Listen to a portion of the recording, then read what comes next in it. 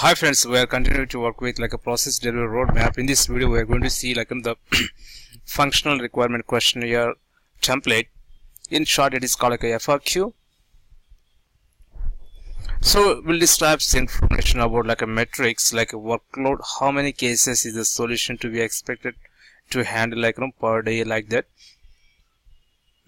So what is like a minimum expected volume and maximum expected volume, and any periods like when higher workload is anticipated, like that. And next will like a control the operating hours. In this template we will mention like the operating hours will the solution run outside, like in normal working hours, and what time will the solution starts, and about so we can fix the scheduler. The scheduler will start the process to coincide with the with the automatic like input file creation. Files will create by 9 a.m., 12 p.m. and 3 p.m. The scheduler will start like at like a 9:15 a.m., 12:15 p.m. and 3:15 p.m. and will the solution work at the start time, and what days of the week will solution run. So we can define all those things in a calendar under system tab.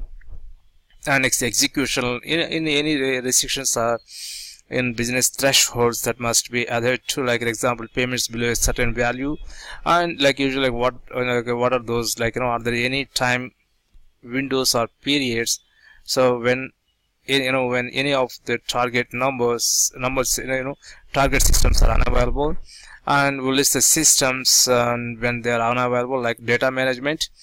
So the input file will feed work into like solution like in the form of like a Excel file. There is like a source, and where will the work will come from. So it will automatically created by the alternate system. And the structure is like how all the data will be structured, like where relevant, and will provide example of an input. And usually the following fields will provide like actual header names like a request date, title, first name, last name, email, contact number, postcode. So flying from city, flying to city, like a departure date, like a return date, number of adults, number of children.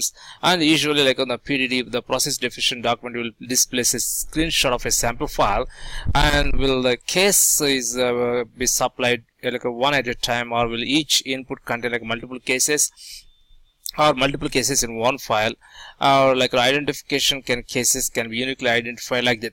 So this information, we usually like we'll get this kind of information in like a functional requirement questionnaire. And like exceptions, how will exceptions be sent back to the business, and like an Excel file created at the end of like a processing. And so what will the file structure or message format used for like exceptions, and where relevant provide an example, like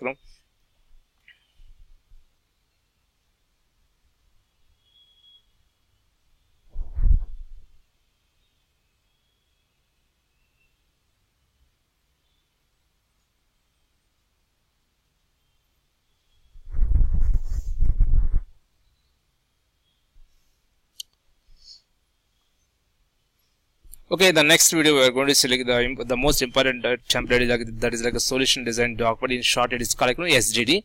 So please stay with us. Thank you.